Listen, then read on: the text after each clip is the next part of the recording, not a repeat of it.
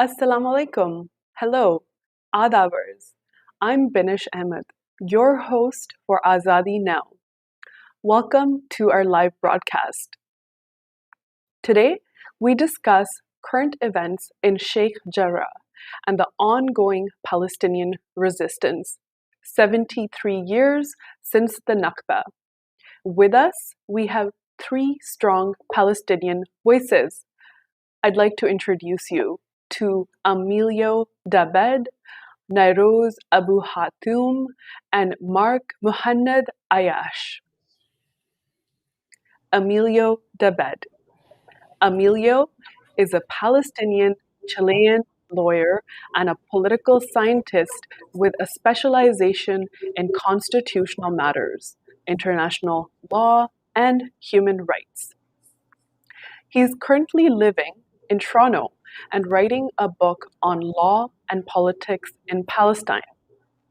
He served as a researcher and visiting professor at An-Najah National University Law School, Nablus, Palestine, from 2017 to 2018. Previously, he was a Palestine and Law Fellow and an Adjunct Assistant Professor of Law at Columbia University Law School for Palestinian Studies. He's a former Director of International Law and Human Rights Program at Al-Quds Bar College, Jerusalem, where he taught from 2011 to 2015. He's also taught in Diego Portales University, Santiago, Chile.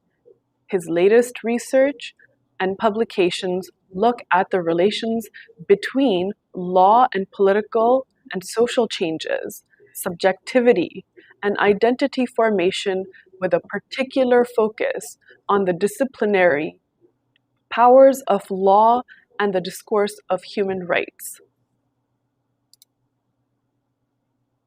Next with us, we have Mark Muhannad Ayyash. Mark is an associate professor of sociology at Mount Royal University. He's the author of Hermeneutics of Violence, 2019, and has published several academic articles on the Palestinian-Israeli struggles, among other things. He's currently writing a book on settler colonial sovereignty in Palestine, Israel, and writes regularly for Al Jazeera. Nayrouz Abu Hatoum. Nayrouz is a Palestinian scholar based in Montreal. She was the Ibrahim Abulogad postdoctoral fellow at Columbia University for 2018-2019. Her research explores the visual politics in Palestine and the Israeli state and focuses on people's placemaking and dwelling practices in context of settler colonialism and military occupation. She has published several academic articles in journals such as Environment and Planning, City and Society, Visual Anthropology Review, and American Quarterly. She's a co-founding member of Insaniyat, Society of Palestinian Anthropologists, and a co-founding member of Dalala, an Arabic-English translation collective. Welcome to AzaadiNow. It is a pleasure to have you join us today. Now let's get into the questions. For this first question, I'd like to go to Nayrouz. Others are invited to contribute as they see fit. Our first question speaks about today being the 73rd anniversary of the Nakba. Today, May 15th, 2021, also called the Nakba Day by Palestinians. Tell us what this Arabic word means and what the significance is, what significance it holds for you and the Palestinian people historically. Okay, thank you, Binash, for inviting us to talk and have this stage to talk about what's happening currently in Sheikh Jarrah in Palestine, more specifically on Nakba Day. I just want to say that I'm joining in from the unceded territory of the Ganagahaga Nation, who are the custodian of the land and water of Sheikh Jarrah, Montreal, also known as Montreal. And I think it's important to make these links between multiple settler colonialisms that are happening at the same time in different contexts. So the Nakba means catastrophe in Arabic, and it really signifies the moment that 1948, that year where Palestinians got displaced and dispossessed from their land and villages and towns and cities. And it resulted in almost 1 million Palestinian refugees who got scattered all over the neighboring countries, and the destruction of hundreds of villages, and the eviction or erasure of their cities, or their presence from their cities.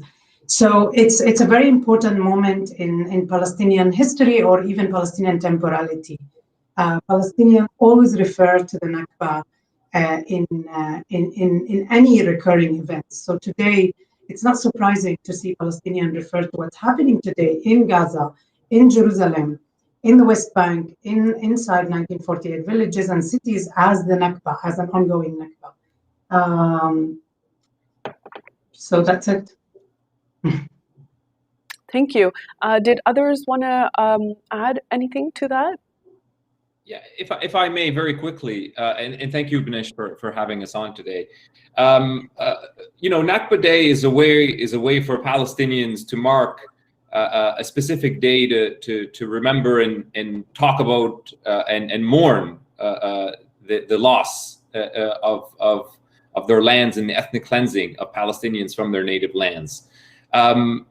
But it's also important, and it's a way for the world as well, for us to communicate our message to the world. But it's also important to remember that every day, every year since 1948, Palestinians never forget the Nakba. That is part of our very being, our very existence as Palestinians, whether in 48 Palestine, or in Gaza, or in Jerusalem, or in West Bank, or in the diaspora, in exile and refugee camps. Palestinians carry that into their very being, that story, that experience of expulsion and displacement from their native lands. Hello, thank you for having us. I would like to only highlight some background to the word, to the concept, and historical precision, or rather highlighting of what Mark has already somehow said. So the first thing is, Nakba, the word, it was not only applied to the Palestinian Nakba, actually has a history in the Arab world.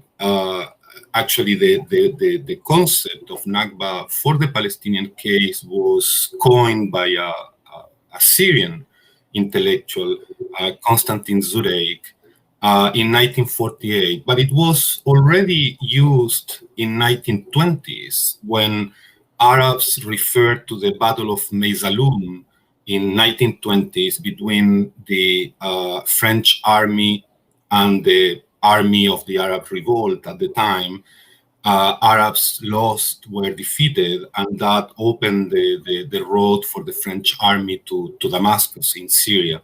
So the Nakba has historically been connected to the colonial history of the Arab world. That is the first precision that I wanted to make. And the second, to highlight, to insist on Mark's point, that I think is crucial for anyone to understand what is going on in Palestine today, is that we cannot understand the Nakba as a historical event that would be part of our past, that we commemorate every 15th of May, but rather as an ongoing process, right? This is what the Nakba is. It's an ongoing process of displacement, is an ongoing process that intertwined times, line times, 48, 67, 2021. Going to my university, I would walk every day the same street, which was along the Ramallah refugee camp. 1948, the Nakba is present in our lives on a daily basis, actually. Thank you so much for explaining that. Tell us about the neighborhood of Sheikh Jarrah, where it is, what is its significance geopolitically, where it's located, and what led to the escalations of tensions in the current moment that we're witnessing unfold. And for that, I'd like to go to Mark first. Sure. I mean, Sheikh Jarrah. So it's in Jerusalem. It's in Al-Quds, and basically it's a neighborhood that was prior to 1948, prior to the emergence of the Zionist settler colonial project in the land of historic Palestine. Was from my understanding, a predominantly Palestinian Jewish neighborhood, because we can't forget that Jewish, Muslim, and Christian Palestinian communities all identified as Palestinian prior to Zionism. During 1948, some of those Jewish residents were removed from that part of Jerusalem that became under Jordanian rule into West Jerusalem and other places that became part of the creation of the State of Israel. So basically what has happened is that Israel has used both Ottoman and British colonial laws to claim that those houses therefore are belong to the Jewish state and Jewish people. And they're using apartheid and colonial laws to displace Palestinians that were displaced from their homes that became Israel and moved into those other homes. They're trying to displace them a second time.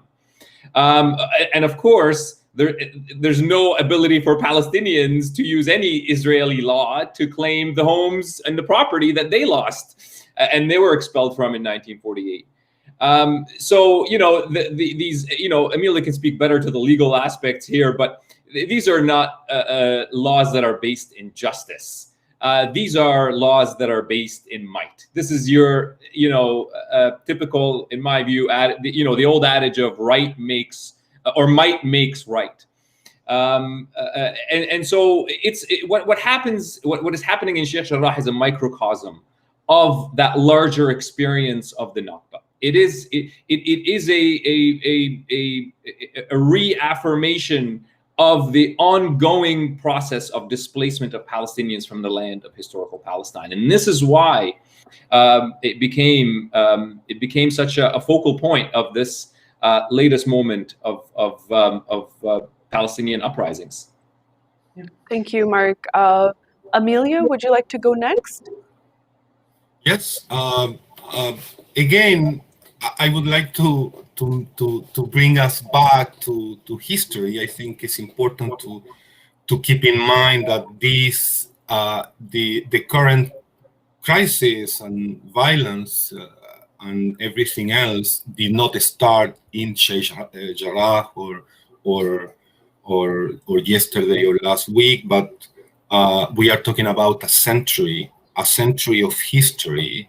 And what is going in this Jerusalem's neighborhood is nothing but the last expression and one among other expressions of this is not about law, actually. This is a state policy, and the state policy is erasure of Palestinians.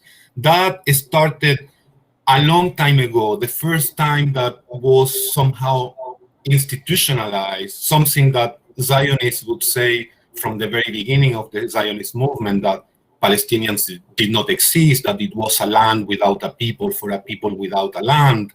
Then it was institutionalized for the first time in the Balfour Declaration in 1917, when the British government declares the intention of the British government to support the establishment of a national home for Jewish people in Palestine. And then the declaration refers to Palestinians who were 80% of the population at the time as without prejudice of the rights of other non-Jewish communities living in Palestine. So the 80% of the population was mentioned in the Balfour Declaration as other non-Jewish communities.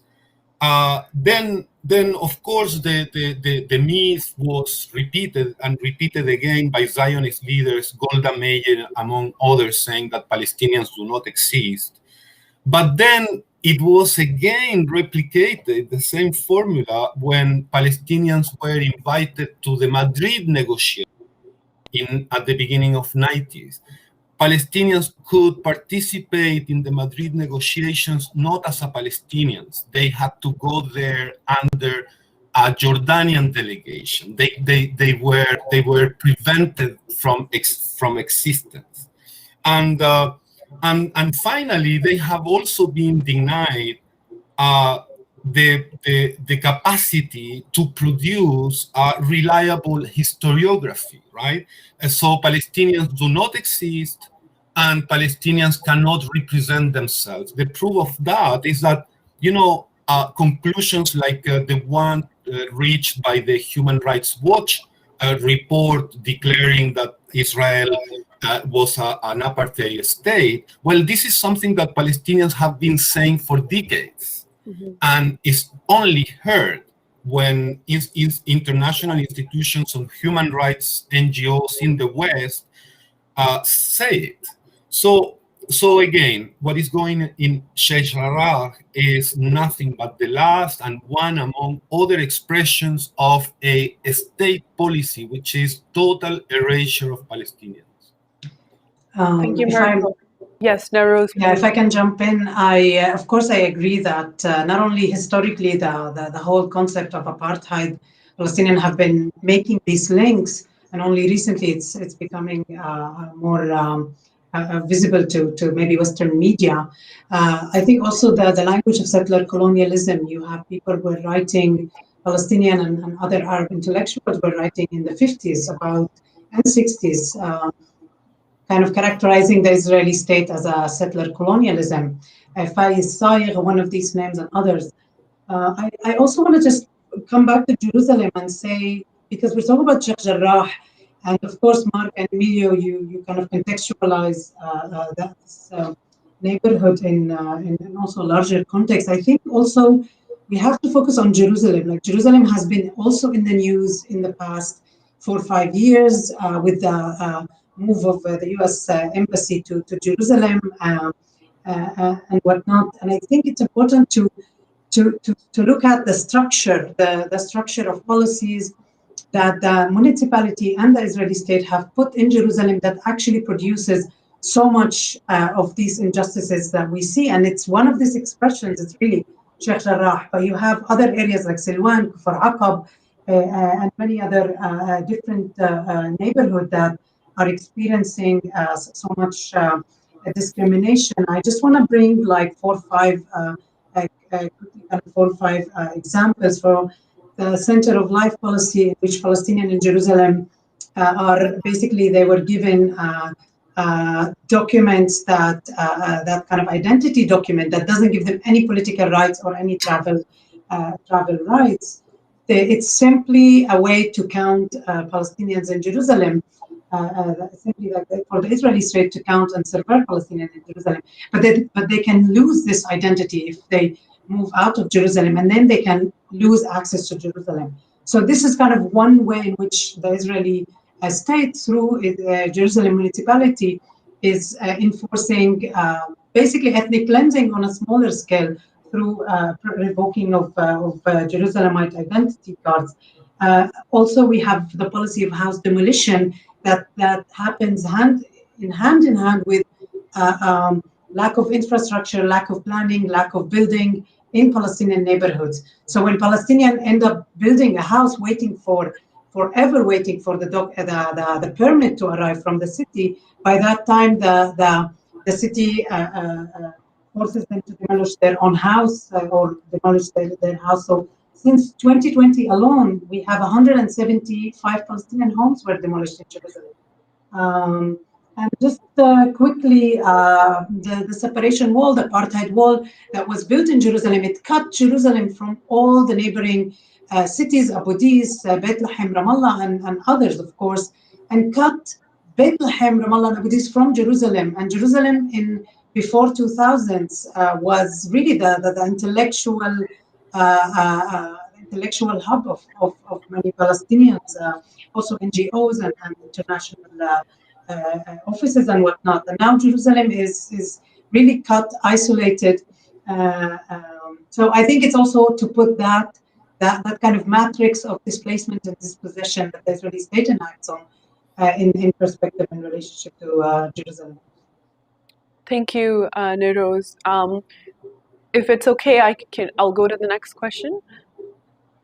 We witnessed visuals and footage of Israeli settlers walking into Palestinian homes in Sheikh Jarrah community, asking them to vacate their ancestral homes for Israeli settlers in the last week and so, and beyond. We've heard them say statements like, sooner or later, you'll have to leave for another Israeli. What is your analysis of Israeli Jewish citizens forcibly trying to displace Palestinians from their homes? What gives them the confidence to be able to do so brazenly? And for this, I'd like to go to Mark first, or Emilio, whoever wants to speak first. I can. Yeah, okay, I'll take this one.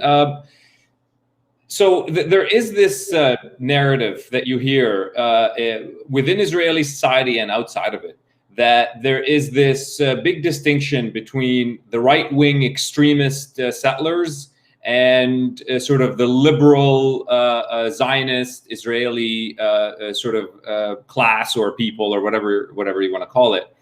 And it's a false distinction. The Israeli settlers in Jerusalem, in Sheikh Jarrah, in the West Bank, in all parts across historic Palestine. They're not just there. They're all acting in the same way. They all believe in this vision of greater Israel, where Israel would have exclusive Jewish sovereignty over the entire land of historic Palestine. And though when it's not to say, of course, that there aren't, sort of cult or differences in lifestyles and worldviews between right wing and left wing and center wing or the center politics or whatever within Israeli society. Of course, there are those differences, but on a foundational level, they all are agreed on one thing: that they are there to displace Palestinians. That the idea of an exclusive Jewish sovereignty over the entire land of historic Palestine can only exist by ethnically cleansing the land from Palestinians and taking it from them. So sometimes when, for example, those liberal Zionists critique the Jewish settlers or the Israeli Jewish settlers, the Israeli Jewish settlers respond by saying, "Well, how do you think you got your home in Tel Aviv?" And they're actually right. Right, that is exactly they got it exactly the same way, by ethnically cleansing the Palestinians. And to your question about why are they so brazen? They're so brazen because the state agrees with them, the politicians agree with them, and the state structures agree with them. Even when there are some frictions in legal cases and what have you, there's really overall, scholars have shown this, Israeli scholars too. There's overall, when you take the whole picture and put it together, it is very clear that the state is actively participating in those settler movements. They're providing cover through security, diplomatic cover, propaganda cover, and legal support. So this idea that the settlers and the Israeli state are these, the settlers are sort of nuisance to the Israeli state is nonsense. The Israeli settlers are the foundation of the Israeli state, and there's no real daylight between them on a foundational basis. And not only is that supported within Israel, it's also supported by many organizations, settler organizations that are based in places like the US and other countries. So there is international involvement in this as well. International money that comes in to support these settlements, and which means whenever you hear the word settlements were built, that means more Palestinians lost more lands, more homes, places demolished, and they've lost farmlands and so on. So that's really critical to keep in mind.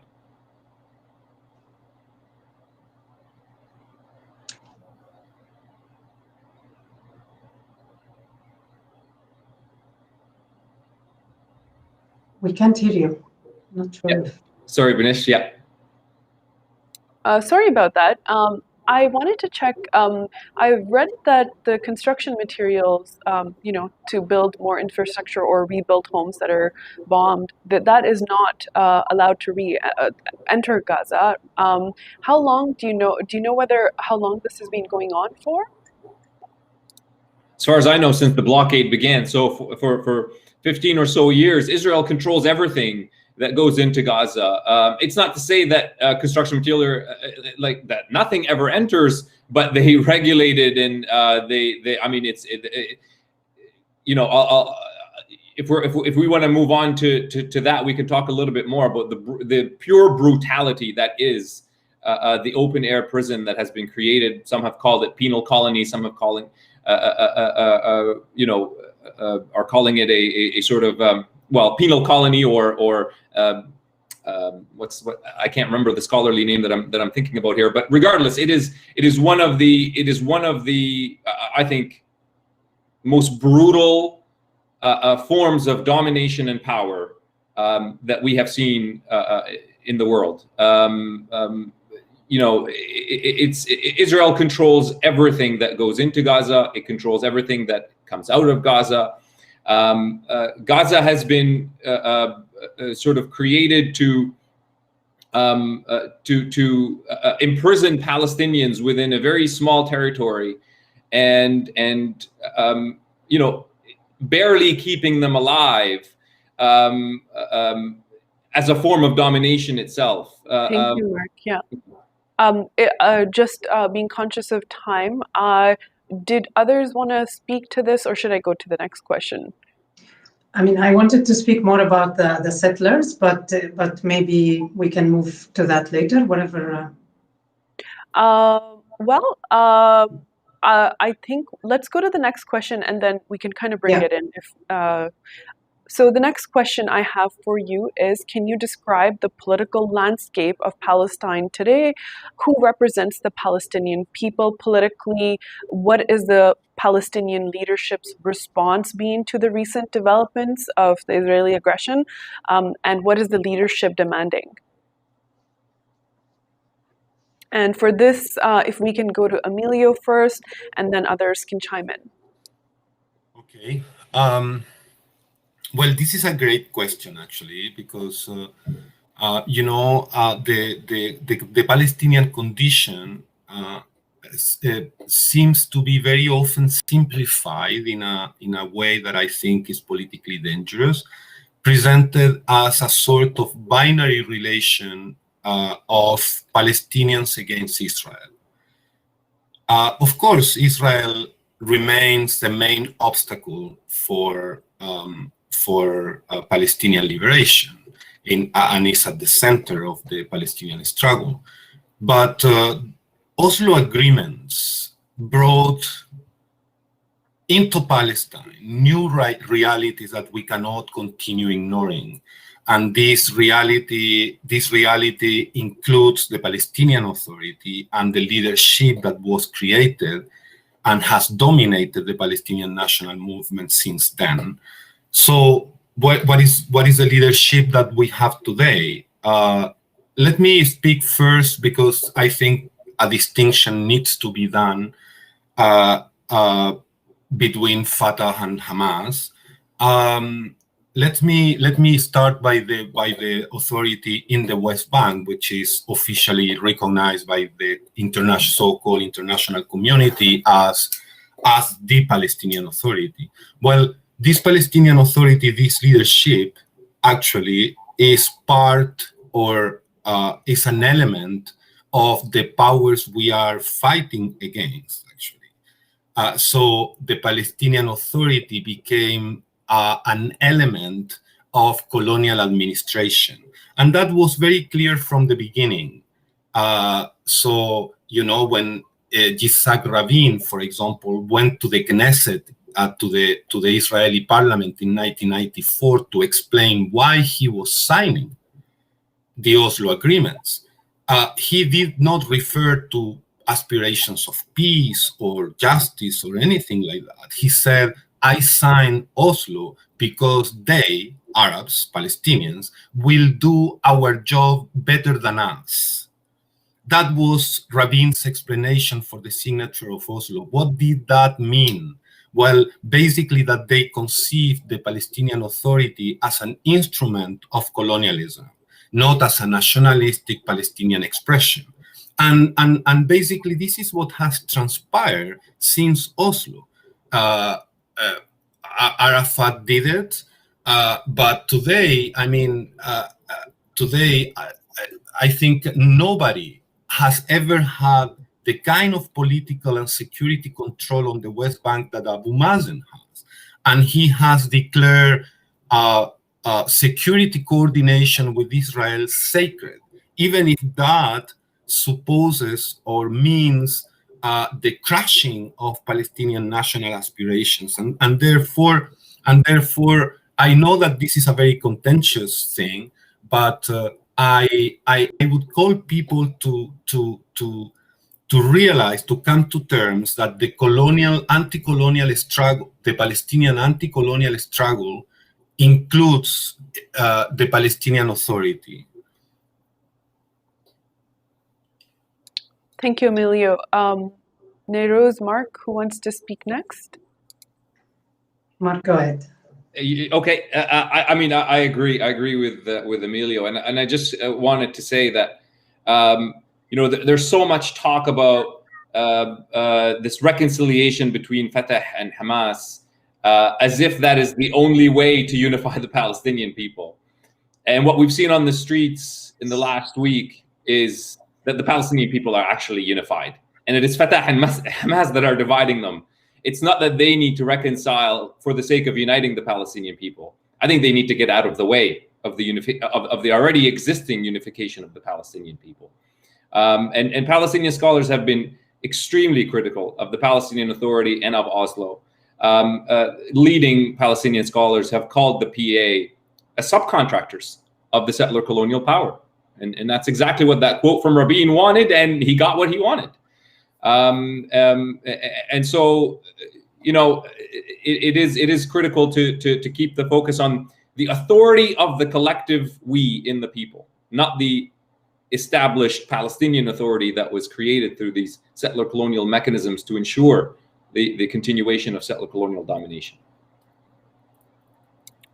Thank you, Mark. Nayrouz, did you want to add, or would you like to pass? No, I agree to particularly the final point, where now what we see actually in Jordan, in Lebanon, in the border with Jordan, Lebanon, and Egypt, what we see today, and in 48, in Gaza Strip, and in the West Bank, and everywhere, there is actually what's called the street is united, basically, despite this mechanism of divisions through colonial borders or military checkpoints or other means or censorship of information between these areas. Actually, people are communicating and are united.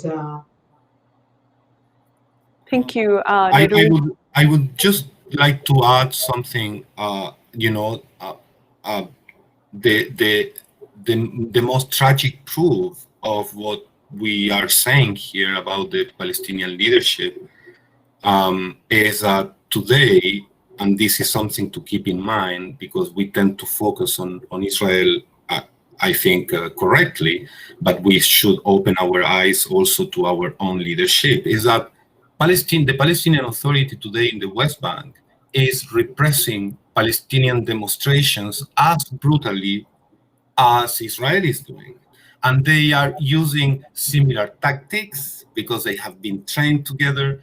They are using similar technologies. They are using the same kind of stun grenades and smoking grenades and etc. So the intertwined relationship between the colonial power and the Palestinian leadership and the Palestinian Authority is not only political. It's also economic, it's also technological, it's also police articulation of power, etc. Thank you, Emilio. Now, this one, I'm going to direct to Nayrouz first, and others can chime in. What does the term 48 Palestine refer to, and what makes this moment stand out among other uprisings in cities and towns in 48 Palestine? Okay, thank you, Binish, for this question. Basically, Palestine 48 or Palestinian 48 refers to the Palestinians who remained in historic Palestine after the Nakba, basically after 1948, who didn't become basically refugees outside the border, either in the West Bank or Gaza, or outside the border, either in the neighboring countries, Syria, Lebanon, Jordan. But actually, a lot of them became internally displaced. And they also lost land and whatnot. But it refers to today who, technically, basically speaking, they are the Palestinian citizens of Israel. So this is what we mean when we say Palestinian 48, we mean Palestinian citizen of Israel. And the other question was about the moment, what's important about this moment and how,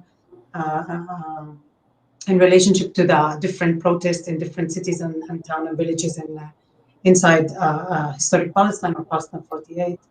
I think to answer this question, there's really like two things. One thing, I want to remind us that this is very much for many Palestinians inside Israel, and I've seen on social media and whatnot, this is a reminder of Al-Aqsa Intifada or October Intifada in 2000, where similar kind of tactics happened, attacks on Al-Aqsa, people went to the streets, and then basically the Israeli police entered all these towns and villages and tried to suppress these demonstrations, resulting in 6 Palestinians in Israel, actually more, who got killed during October 2000.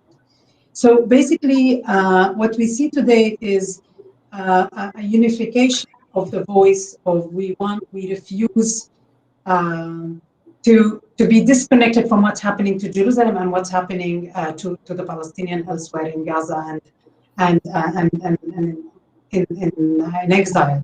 Now, the reason really that Palestinian inside Israel what sparked this demonstration is not only Sheikh Jarrah. Actually, Palestinian, a lot of whom are actually students from who study in Jerusalem, were demonstrating in Sheikh Jarrah for the past 15 years.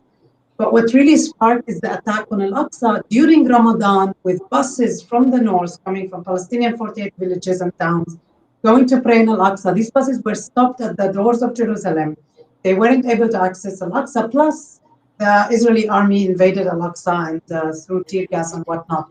So at the moment of the prayer, I think that sparked also anger among Palestinians inside Israel, who believe that they have the right to worship and the right to access the mosque.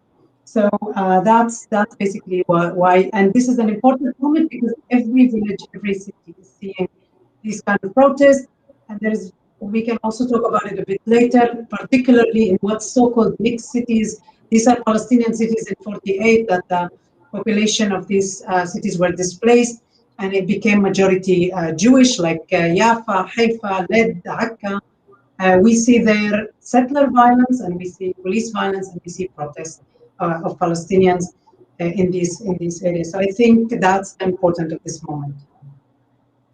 Thank you, Nayrouz. Mark, Emilio, who wants to take this next? Mark, I think Nayrouz captured it very well, and again speaks to that unification of Palestinians across all of their differences. And maybe I'll just develop this point a little bit. The Israeli state has always sort of developed and acted and enacted a policy of fragmenting the Palestinians. And because it's sort of oversimplified to the old divide and conquer, divide and rule, and creating completely different experiences of domination for, let's say, Palestinians in Gaza versus Palestinians in the West Bank versus Palestinians in East Jerusalem versus Palestinians inside 48 versus the Palestinians in the refugee camps outside of the land of historic Palestine. So that process of fragmentation has in fact created different experiences for those different Palestinian communities. And I think I was mistaken in the past to to see those divisions as, in fact, fragmentation. This isn't to say that there aren't divisions and different experiences within Palestinian societies, different political views and what have you. Of course, that exists in every community. But the foundational unity is still based on that story of the Nakba, of the story of displacement, of being told that we, who are the native inhabitants of the land, do not belong on the land and should not be allowed to live on the land freely and with liberation. And this is what unites us all, and this is what is shared amongst us all, regardless of our positionality within this landscape of the Palestinian struggle. Thank you, Mark. If I can go to the next question, is that okay, Emilio, or would you like to add? Yeah, I would like to add some things about 48, actually. I think 48 evokes in me different things. It first evokes an imaginary, a very real imaginary that somehow colonial power has tried to steal from us.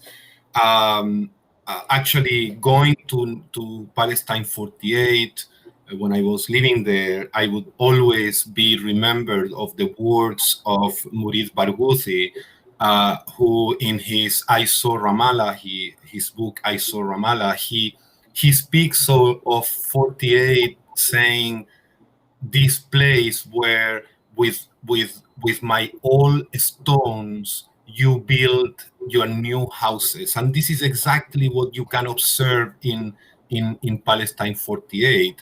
Israel built on the top of Palestinian ruins, actually.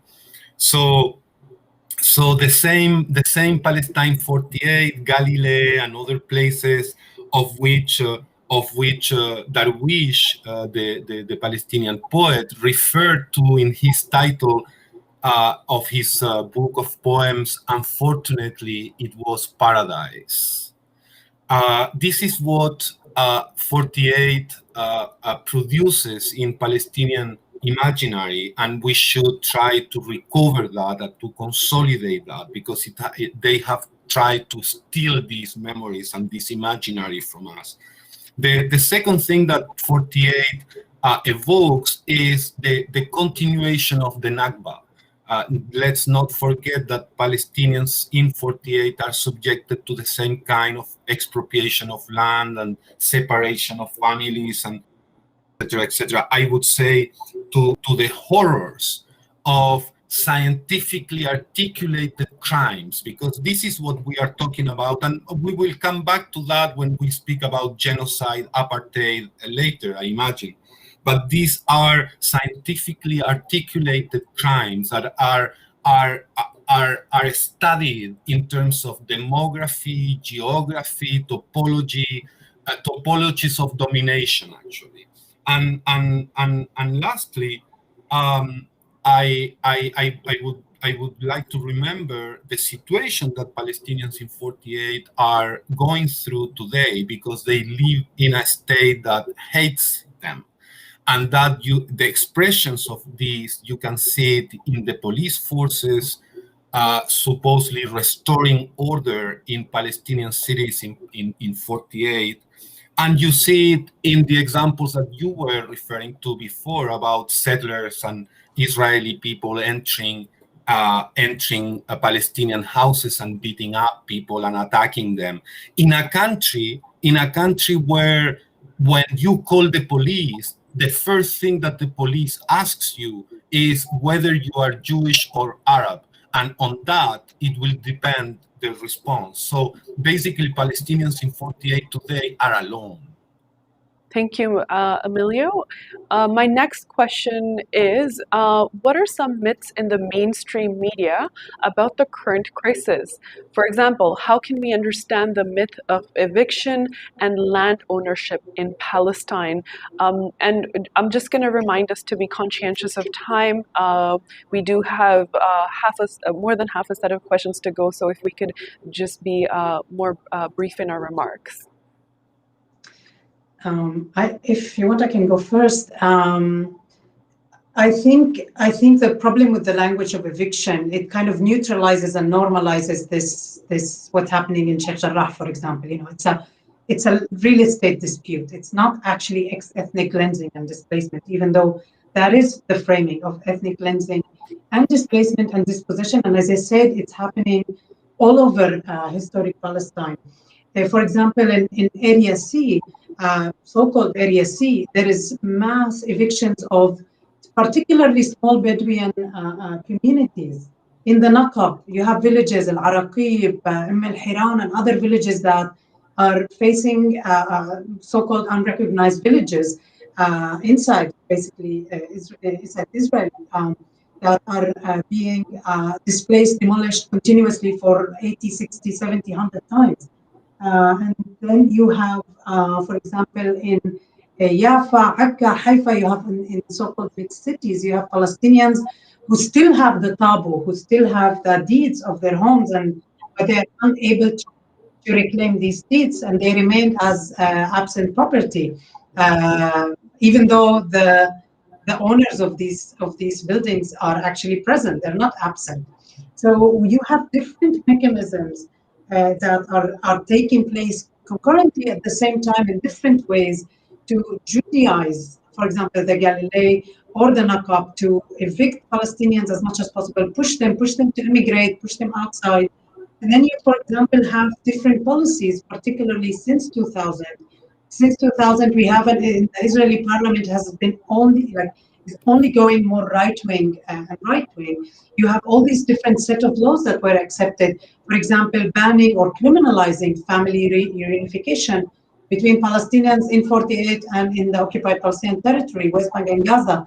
And they basically say, if you want to live with your partner, go to the West Bank, don't bring them. So there's different ways in which, on so many levels, Palestinians are being pushed out of their homes. And this is not just a case of an eviction or a dispute that the media depict. It has to be framed, conceptualized through a larger concept or a larger context of settler colonialism and all these kind of practices of displacement and dispossession.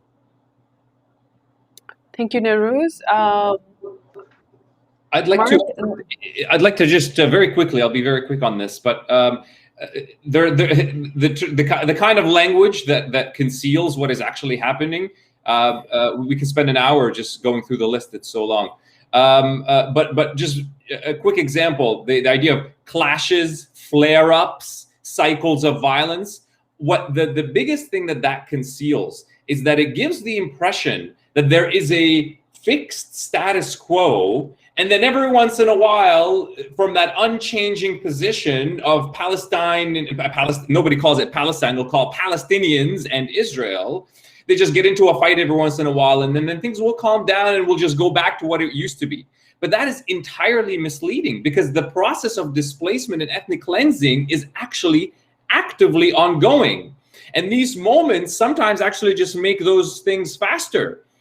So what was happening before was not static. These moments are not static, and what's going to come after is not static. So the more people use language that makes it seem as if, well, they'll just get into flare-ups and things will go back to normal, that's entirely misleading, and it enables the continuation of smaller and smaller pieces of land that Palestinians live on. I mean, just look at those graphics of how much land Palestinians have lost. That graphic hasn't stopped.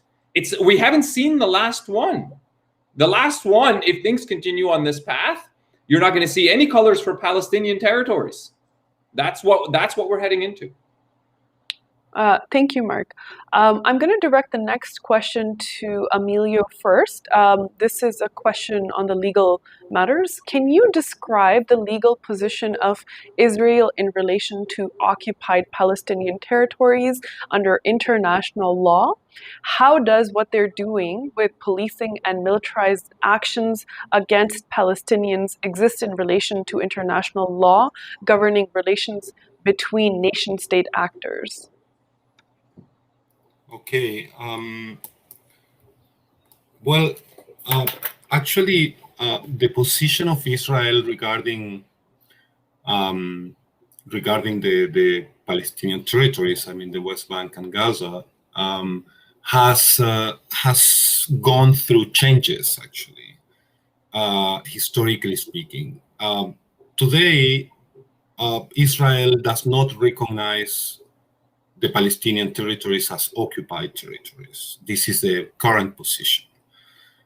Now, that was not always the position of the State of Israel. Actually, immediately after the conquest of the West Bank and Gaza in 1967, one of the first military declarations, Israeli military declarations after the occupation of the West Bank and Gaza, recognized the application of international humanitarian law, the Geneva Conventions, and etc., over the territories that the State of Israel has just conquered. Now, very soon after that, they realized the consequences of this first military declaration, and they revoked it in 1967. They revoked it. And since then, basically, Israel has maintained the position that actually this is not really an occupation, because an occupation in international law means that you are occupying the territory of another sovereign power, and they do not recognize Palestine as another sovereign power. They did not recognize the sovereignty of Jordan over the West Bank or Egypt over Gaza. And therefore, their claim is that they did not take this territory from any sovereign power. Lately, they have changed the discourse and actually said that the territories were never occupied; they were liberated, which is an amazing shift in the discourse, right? Basically, very coherent with the latest Israeli ambition, which is the aspiration and the ambition of many colonial powers, is to transform their settlers into natives. So they did not conquer; they liberated the occupied Palestinian territories. This is the current position of Israel regarding the territories. Of course, this is absolutely preposterous, I would say, in terms of international law. It has served to somehow justify the Israeli argument that they have the right to defend themselves, which is another preposterous claim, because under international law, the occupying power does not have a right to defend itself. It has an obligation to protect civilian and occupied population. So this is the current position of Israel regarding the territories, a position that is not recognized by anyone except the US and some islands in the Pacific. And of course, within the international community, there is a relative consensus on the status as occupied territories, and therefore the application of international humanitarian law. Thank you, Emilio.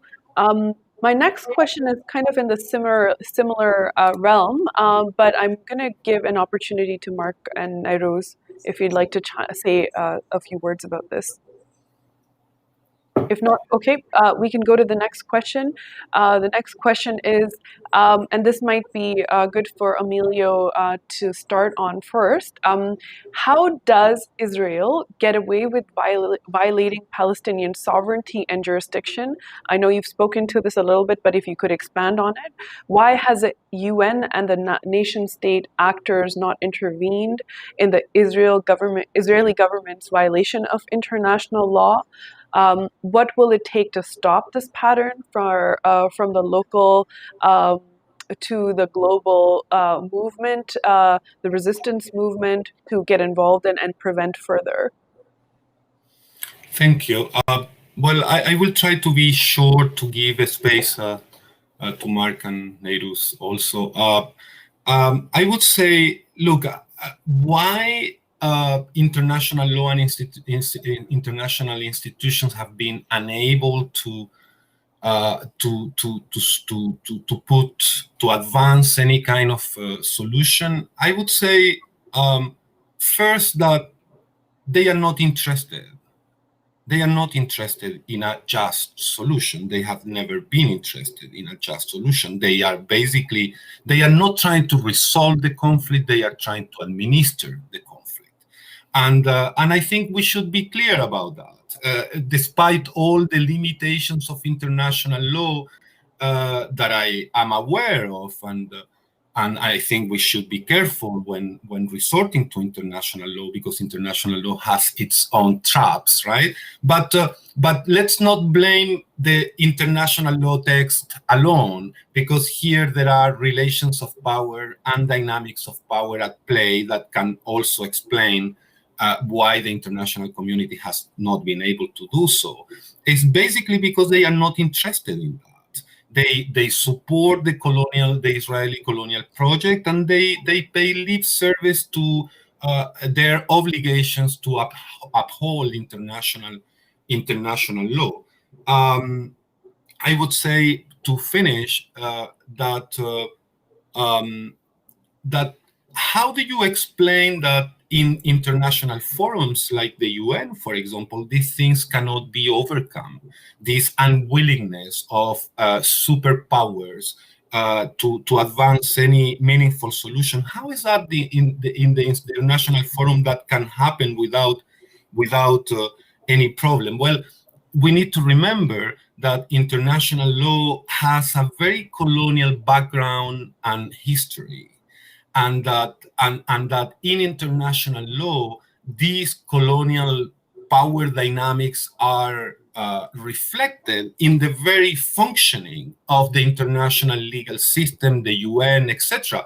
I mean, the main example and easiest to understand, right, is the system of vote in the United Nations Security Council, where one of the 5 permanent members can exercise the right to veto any resolution without the need for an explanation. And this is exactly what the US has done for the last 5 decades or more, right? To oppose any critical resolution regarding Israel. So basically, to your question, the explanation for this inability is the lack of willingness and a legal international system that lends to that, because it is itself the expression of colonial and power dynamics.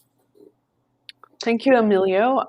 Yeah, Mark, you have. If I may, Nayrouz as well. Is that okay if I go after this? Yeah.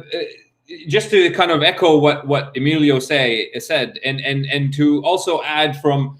I'm not a legal scholar, but looking at the legal scholarship from the outside looking in, as it were, the only thing to me that's redeemable about international law are the interventions that the so-called third world made into international law, which were as a result and coming out of their understanding that decolonization throughout the decolonization movements after World War II, that international law was set up for the purpose of entrenching colonialism. But still, there are many shortcomings and limitations to all of that as well. So I do agree with that. One thing that there are differences between different places, different cases of settler colonialism. But one thing that is they all share: Israel, U.S., Canada, Australia. They all cannot tolerate indigenous native sovereignty. Israel has never, ever, and never will, as long as it is a Zionist Israeli nation state that is built to establish exclusive Jewish sovereignty, can never tolerate the idea of Palestinian sovereignty. They've never recognized its existence, and they never will. As Rashid Khalidi put it in his last book, whenever the no of sovereignty comes up, Israel walks away. They'll tolerate self-administration, some kind of self-autonomy that ultimately is geared to help the settler colonial state maintain its dominant position. They'll tolerate all that. That's what we see through Oslo, but they will never accept Palestinian sovereignty. So this is a really important point. And Israel continuously on the international landscape continuously denies the existence of any kind of Palestinian sovereignty. And for the most part, I believe, the US, Canada, and all of these international institutions, they do participate in the erasure of Palestinian sovereignty, and they're complicit in that process, actively complicit in it. Thank you, Mark. Nayrouz? Just to maybe answer the question about what will it take to stop this pattern from the local Palestinian and global community, I think I want to bring the attention into recent grassroots organizing in Palestine. For example, Sheikh Jarrah is one of them, but there is many other examples that is calling the world to change the framing and tell the Palestinian narrative as it is. And I think that we see that on social media, we see that on different platforms, that more and more Palestinians are making the links between their oppression and policing Black people in the US or in Canada. They're making the links between settler colonialism in the Canadian-US context and other contexts, and between settler colonialism in Palestine. So these links are being made, and they are calling for understanding Palestine as a decolonial, feminist, anti-capitalist issue or case or question. And I want to bring into attention for a recent call that was made by the Palestinian Feminist Collective, which actually made a very clear call and framing in very coherent language to try to understand Palestine as a feminist issue. Because of set of colonial and oppressive ways in which Palestinian women are subjected to by the Israeli state in 48, 67, and whatnot. So I think I just want to make this clear that more and more Palestinians are making this call and collaborating forces or joining forces with Black Lives Matter movement and with indigenous movements. Thank you, Nayrouz. With that, I'd like to go to the next question. We keep hearing what Israel is doing in Palestine being regarded as genocide, ethnic cleansing, war crimes, and crimes against humanity. Legally speaking, under international law, what are the factors or evidence people point to make this case, and why hasn't Israel been prosecuted for these crimes? I'm going to suggest that we start with Emilio.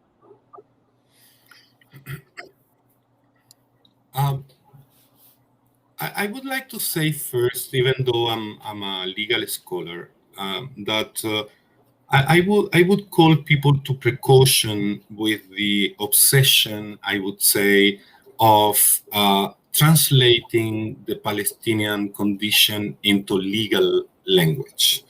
Why I'm saying that? Because legal language can be very useful in terms of denouncing or portraying a particular situation, but at the same time, legal language narrows very much the kind of debates that we can have about it. So my fear, right, is that when people try to translate this terrible injustice in legal terms, we end up discussing whether the actions of Israel in Palestine amount or not to this crime, and we basically enter a logic of legal exegesis, right?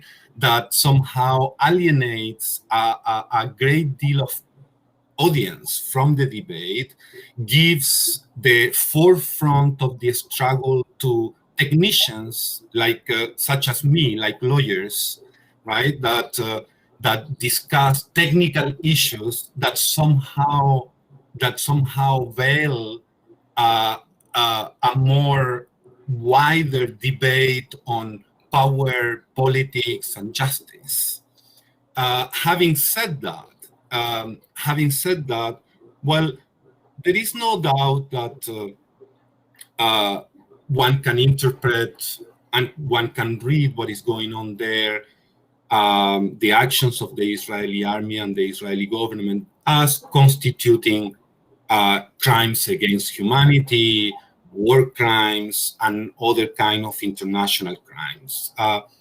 Of course, for example,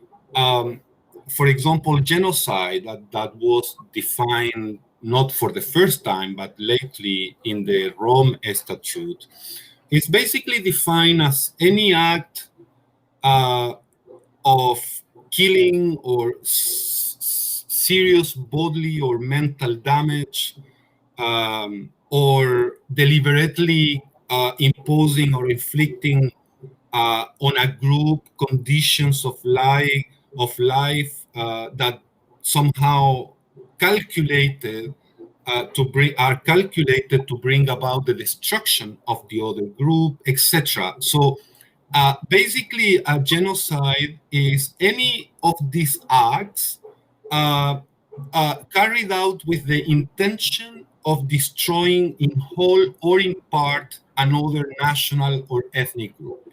Well, are we witnessing this today in Palestine? I mean, for me, there is no doubt. There is no doubt that the crime of genocide, maybe not in the spectacular forms that people may imagine, but this is taking place. What about apartheid? Well, again, the Rome Statute defines apartheid and as any inhumane act similar to any crime against humanity, but committed in the context of institutionalized regime of oppression and domination. Is this happening today in Palestine? Well, everything we have been saying here actually shows that this is actually happening in Palestine. And recently, Human Rights Watch and other human rights NGOs and institutions around the world have all come together to confirm that what is going on in Palestine today amounts to apartheid. I'm sorry, Binish, I don't remember the second part of your question. The last part of your question. Yeah, no problem. So what evidence people draw to make such claims, and then why hasn't Israel been prosecuted for these crimes? And just being cognizant of time again, just a gentle reminder. Sorry, Vinish, I forgot the last part of your question, so. Oh, no problem. So why hasn't Israel been prosecuted for these crimes? And I'll just gently remind, be cognizant of time. Well, let me say it in one line. It's because of the international community support for the Israeli colonial project. And basically, they have chilled Israel from any attempt to hold it accountable for the crimes that they are committing.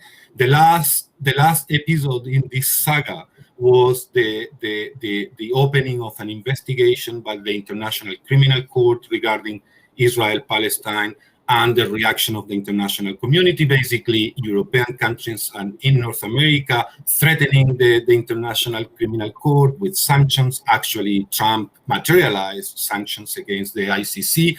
So this is actually perplexing, because for so many decades, the international community required from Palestinians to renounce to armed struggle, promising that the path, the road of international law was going to fulfill their aspirations. And now, when Palestinians effectively resort to international law and international institutions, they are denounced as legal terrorists. Now the resort to international courts is a form of terrorism that deserves sanctions and punishment. So this is what explains why Israel is not held accountable for that.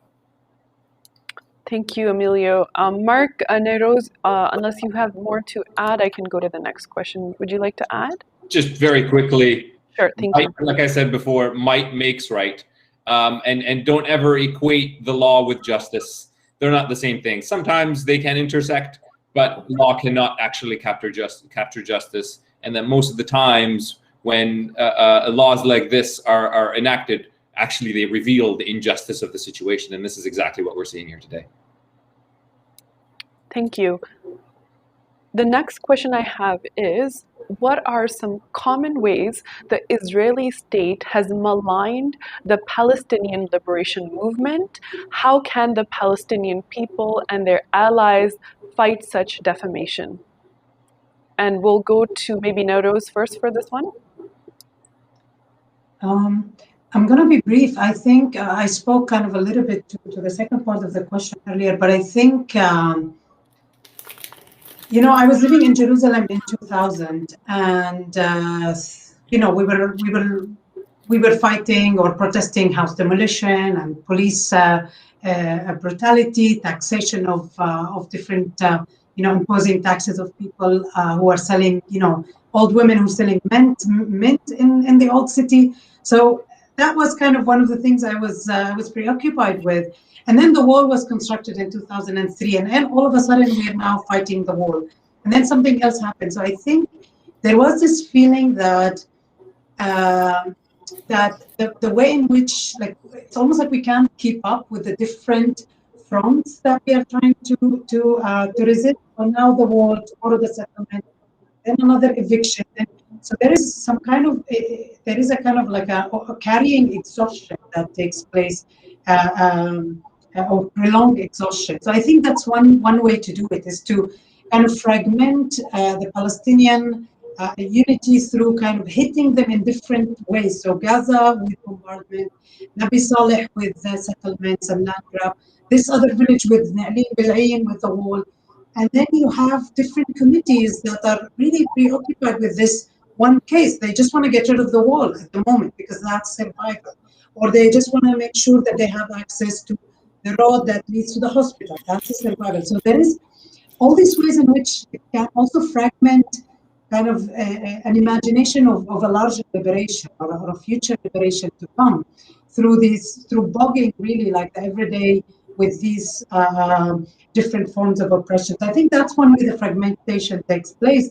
But of course, there's other ways that it takes place, and I'm sure others could also speak to that. Yeah. If I may, I want to actually focus on the sort of the malignment of Palestinian resistance in Euro-American spaces, because in places like Canada and the U.S. there is no right. You know, they'll never accept any kind of Palestinian resistance. You know, if they, you know, now they'll just say, oh well, the violent resistance of the Palestinians is unacceptable, and then you go, okay, well, what about BDS? No, that's unacceptable. Okay, what about going through the legal right? No, that's unacceptable.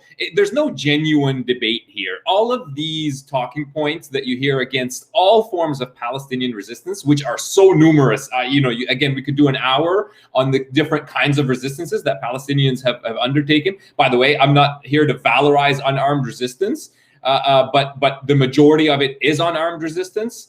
That's demonstrably true. But regardless of that form, it is always delegitimized in Euro-American spaces within Israel, because they don't want Palestinians to resist. They want Palestinians to just be ethnically cleansed and go away. That's in the interest of these imperial, colonial, neo-colonial, and settler colonial projects, which the American empire is at the center of. I mean, I don't play into this. You know, they like to call themselves a superpower. Okay, well, what is a superpower? It's an empire. You know, all of the arguments that you hear in public discourse on Palestinian resistance that are meant to dismiss it are just that. They're not genuine. They're not substantive. They're not honest. They are smear attempts, or attempts to smear Palestinian resistance and delegitimize it. And the two main tropes that are used to do that is by calling us anti-Semites and by calling us terrorists. It doesn't matter if you're going the legal route. It doesn't matter if you're someone who's critiquing Israel using anti-racist language, feminist language, anarchist language, anti-colonial language, legal language, political sort of mainstream political science language. If you have a serious critique of Israel using any of those terminologies, at some point or another, someone is going to call you an anti-Semite and a terrorist. And those are terms that are used to delegitimize a Palestinian resistance. And the only counter argument that you need is a quote from Edward Said in 1979. I can't recall the exact words, but I'll try my best. The native Palestinians oppose and resist Israel's project, not because they are Jews, but because no native takes kindly to the appropriation and of their land and their displacement from their land. That's the core, sort of the core foundation of Palestinian resistance to Israeli settler colonialism. It wouldn't have mattered one iota if this was a Christian settler colonial project. We would be as opposed to it, fighting it in the same way as we do today to Israelis' project for Jewish exclusive sovereignty. Thank you for that, Mark. Unless someone else has more to add, we can go to the next question. Okay. The next question is, can you describe what those on the front lines of the Palestinian resistance movement are up against? And what does justice mean at this point in time for the Palestinian people? What will it take to get justice, dignity? What do they need to win? And for this, maybe start with Nayrouz. Okay, this is really a big question.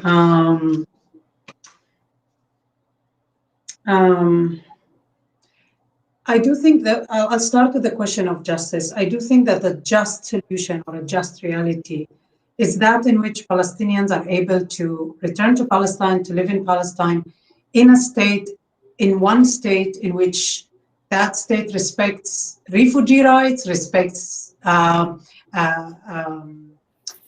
immigration, respects everybody without discrimination based on race, gender, sexuality, and so on and so forth. So I think that if you ask me what justice looks like, it's a formation of, I'm also a formation of a place in which all this reality that we live in today doesn't exist, of discrimination and oppression and police violence and police brutality and militarization and whatnot. But I'm a little bit more hesitant to kind of propose a statist solution. It's a bit cynical to say that, especially because the Palestinian movement is really fighting towards sovereignty. And I think we need maybe to imagine sovereignty as outside of the framework of state, nation state. I just want to end it by saying we have refugees from different parts of Africa who cross the Sinai border into the Nakba area, and they are now, for example, locked in by the Israeli state, locked in mass prison detention.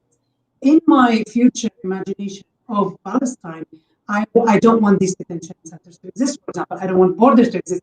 So in a sense, I think justice for me personally should think deeply and more critically in relationship to sovereignty and how does it look like, how sovereignty looks like outside of the nation state project. Maybe the other could talk a little bit more about what's happening on the ground in terms of other projects that are being thought about. Thank you, Nayrouz. I just want to jump in because I agree with Nayrouz, and I this is a complex debate, so I can't get into it here. But the nation state is a relatively new invention in human history, and sovereignty has existed in different forms beyond the nation state. So we can certainly imagine sovereignty in different ways. But putting that aside, I will use the one state language just because that's more communicable. But with the caveat that state has a very different foundation and structure than your conventional modern nation states, and this is why I always emphasize the idea that Zionism is about exclusive. The word exclusive, I always emphasize that when I say that, because of course that in this future world that we hope to see one day, Jewish people, the Israelis, would be living there. It would be their homeland too, and there would be sort of shared and layered sovereignties, which actually, again, were more common throughout human history. When you take the grand view of human history, there's been more shared layered sovereignties than these exclusivist modern nation state sovereignty that we see today. So. That's really my shared vision with Nayrouz as well. One day of a anti-racist, de-racialized, desegregated, apartheid removed, settler colonialism removed, all those foundations radically transformed to give freedom and liberty to the Palestinian people. And it's only when the Palestinian people get their freedom and liberty that Israelis and Jewish people can get their true freedom and liberty on that land as well. And this is also critical to underscore. How we get there, this is going to take generations. We're nowhere near. We're nowhere near that outcome. And I mean, I've argued a few months ago in a piece in Al Jazeera that these are the two paths. We either go the path that me and Nayrouz just laid out, or we stay on the current path. Because the current path is heading towards massive ethnic cleansing, where the entire land of historical Palestine would be under, the greater idea of a greater Israel would be established, and it would be more or less 80% Jewish, 20% non-Jewish, as basically is the number now within sort of 48 Palestine, and that's not hyperbole, that's not exaggeration. If someone can just tell me what has happened since the early parts of the 20th century that has taken Israel off that path, I'll gladly listen, but I don't see it. We definitely don't see it now. We don't see it in the words of Israeli civilians, let alone Israeli politicians.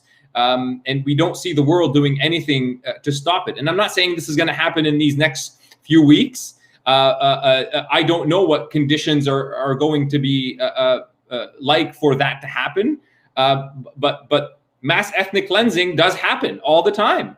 Relatively speaking, I'm not trying to say all the time in the sense like every year, but these are horrendous events. So when they happen 2 or 3 times over a few decades, that's a lot of time as far as I'm concerned. And most people in Rwanda, for instance, didn't think that genocide was going to happen 10 years before it happened. They would have thought that's unthinkable, but it happened. These events always take people by surprise. So that's the path that we're heading towards, and only pressure on Israel. That's the only path to get them off that path. And that pressure cannot be just placed on them by the Palestinians. And this is the interconnected nature of the struggle that is really critical to highlight. And I know this is getting into your next questions, but I'm already on that path. So if I may, this is not just a Palestinian struggle. This is a decolonial struggle. This is a struggle against the colonial and settler colonial foundations of this world that we live in here today. Of course, the details are never going to be the exact same, but there are so many connections with the Palestinian struggle for liberation, with the Kashmir struggle for freedom, with the Black liberation struggles across the entire world, with indigenous struggles in Canada and the US and Bolivia and Chile, with struggles for freedom and democracy in post-colonial authoritarian states in places like Guinea, Uganda, Zimbabwe, Algeria, Egypt, the United Arab Emirates. We're all in this interconnected global struggle with the working class movements in France, in England.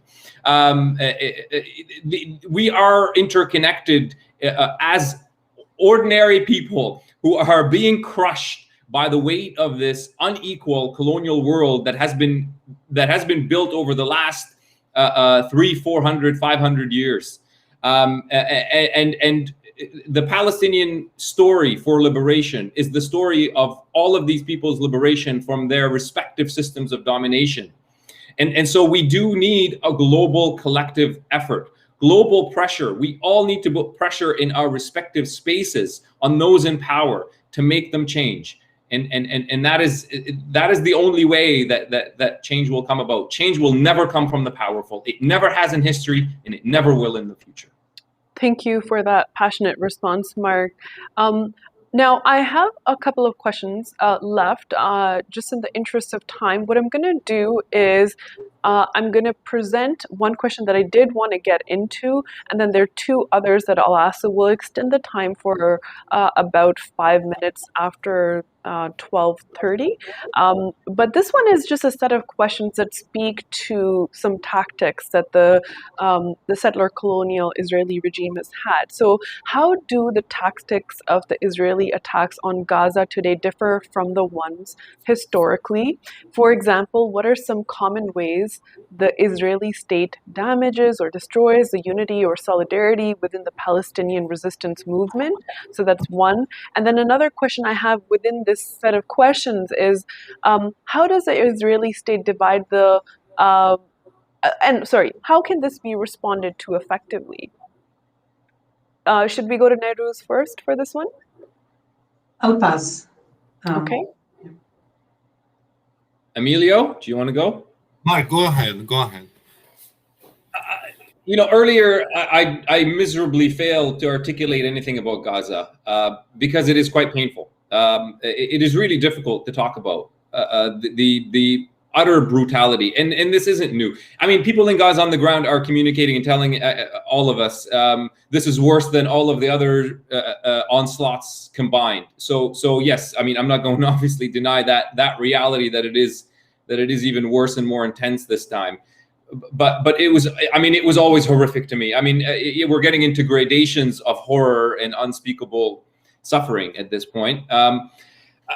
Maybe I'll use this as a way to try to describe it. There was a tweet this morning of a picture of two Palestinian children in Gaza holding their fish tank, and absolutely destroyed buildings that were their homes just the day before is behind them. And that image of them holding the fish tank with those smiles on their faces is a way it tells you, among many other things, that they understand, even those kids, they understand that the attacks on Gaza are about turning Gazans, Palestinians, into animals. It is trying to take away their humanity. And when they hold that picture with that image with the fish, they know that they're telling the world, I'm trying to not curse here, but we're still human. So that's maybe the words to just that image is what describes it, and there are no words to describe the horror that has been inflicted on Gaza for decades. Yeah. Thank you, Mark. Nayrouz, Emilio, would you like to add anything to this? I will pass. Okay. My next question is, what actions can people or organizations take to support the Palestinian people during this moment? What can they be doing in the long term? Who would like to respond to this first? Pressure, like I said before, pressure. Speak up. Don't be silent about this. Don't be scared. Don't worry about. I know people in Canada and the US are always worried about consequences. Oh, am I going to get hired? Am I going to get this job? Am I going to lose some friends? Lose them. They weren't worth having in the first place. You can't stay silent. Put pressure right to your politicians. When the horrific mainstream media in Canada, when the CBC airs genocidal statements and frames them as a legitimate, justified anger of Israelis, saying wipe Gaza off the face of the earth, drop one bomb on them and end it all, assuming he means nuke them here. When they're airing that kind of genocidal hatred and incitement to violence and not calling it in those names, right to the CBC, demand they get fired, demand they get disciplined as they should be. So that's the only, people power is all we have. Palestinians have nothing to offer you. We have no military that can come to your rescue. We have no economic aid that we can give you. We have no political power that's going to give you cover for whatever thing that you want to cover up. What we have is a cause for justice and a vision for a new world and a just world that's going to work for the majority of the people. And in this world, the majority of the people, this entire world structure is not working for the majority of the people. And that's what we can offer you, a different world, a different vision. So stand with us as we stand with you, and speak up and put as much pressure as you can on your politicians and your institutions. And if we all speak up together, you won't suffer those consequences at all.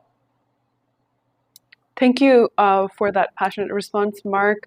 Unless others have more to add, I'll go to the next question. I would just like to add to that, to insist on Mark's words. What people in other places can do: speak up, organize, resist. Remember that our struggle is also your struggle, and this is not a metaphor. We are exploited by the same neoliberal system. We are killed by the same arms. We are repressed with the same technologies. So the struggle is exactly the same. I would slightly disagree with Mark in this. I think look at Palestinian resistance, because Palestinian resistance does have something to teach.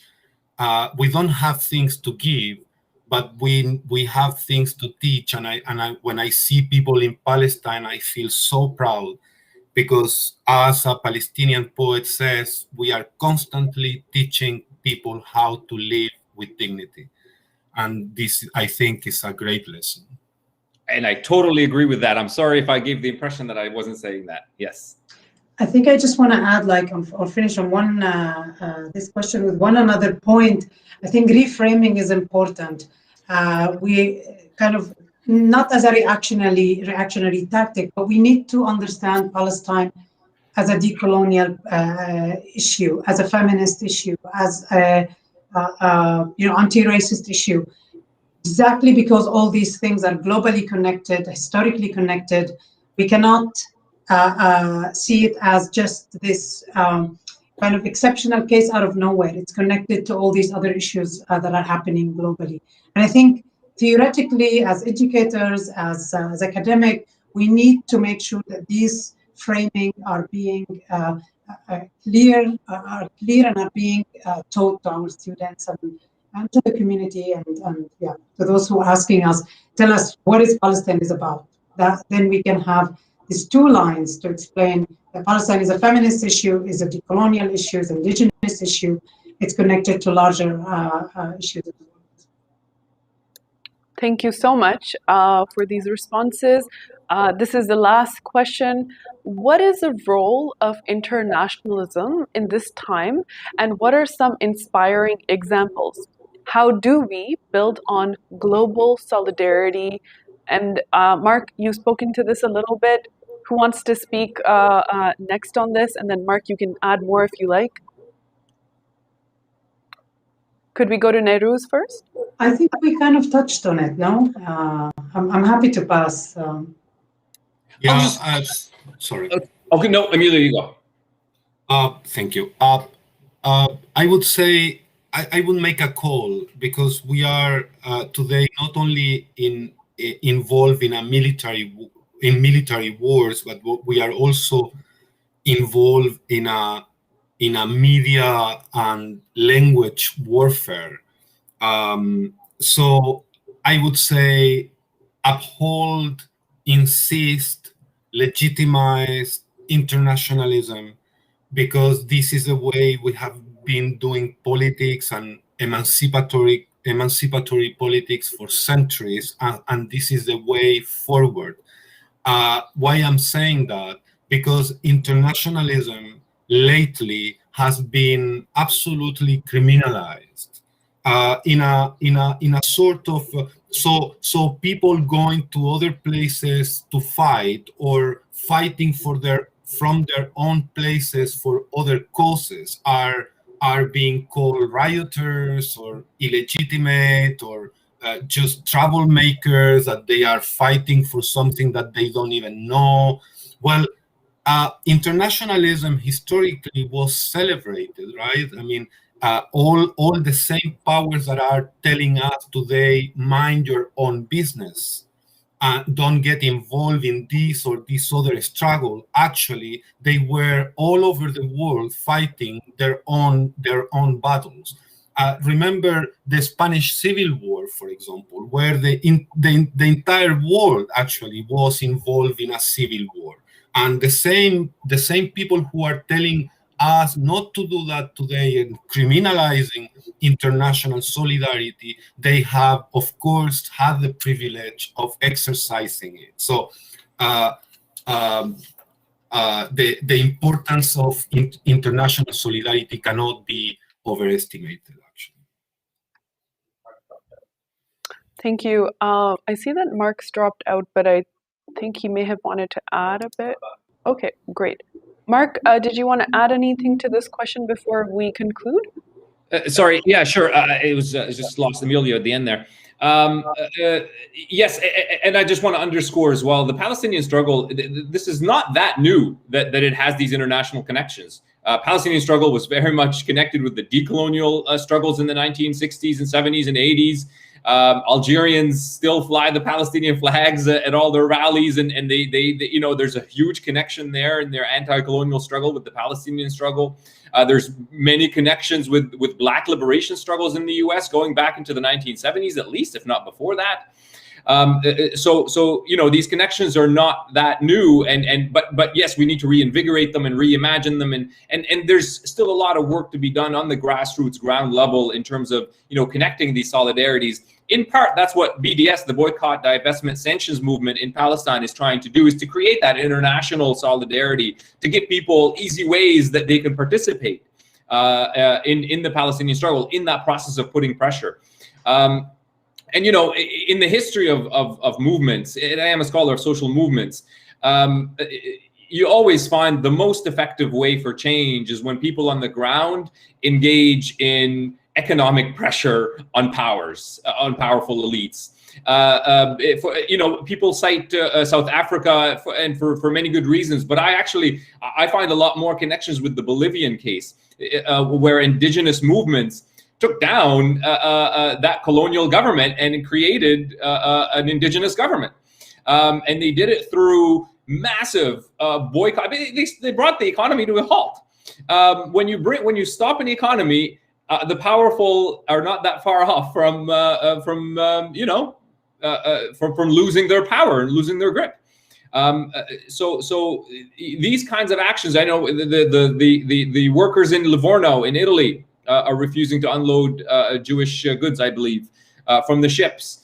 Not surprising, coming from that beautiful place in Italy, where with a long history of working class struggle and solidarity among many people across the world in their struggles against powerful elites and oppression. So you know, there is a history here that we can draw on, lessons that we can learn from the past of these international solidarities, and ways to improve that and reinvigorate that moving forward. Thank you so much, Mark. With that, we're going to wrap up for today. Thank you so much for spending time with us and sharing your knowledges to all the panelists. I really appreciate it. I learned a lot from you. And thank you to all the people who've joined to listen and watch. I request that you share this video, follow us, and keep in touch with us on our social media accounts. We've also provided links to how you can get in touch with these panelists moving forward, and some actions, as the panelists have pointed out, you can take to further support the Palestinian resistance movement. You can also follow hashtags, hashtag Nakba 73, hashtag Save Sheikh Jarrah, hashtag Palestine under attack, hashtag Jerusalem uprising, and hashtag Free Palestine to continue to follow the discussion and events unfolding at the moment, and amplify, I emphasize, amplify Palestinian voices and grassroots journalists who are covering what's happening, which the mainstream media is not covering, unfortunately. Again, thank you to everyone, and we'll see you in our next episode. Take care. Thank you. Thanks.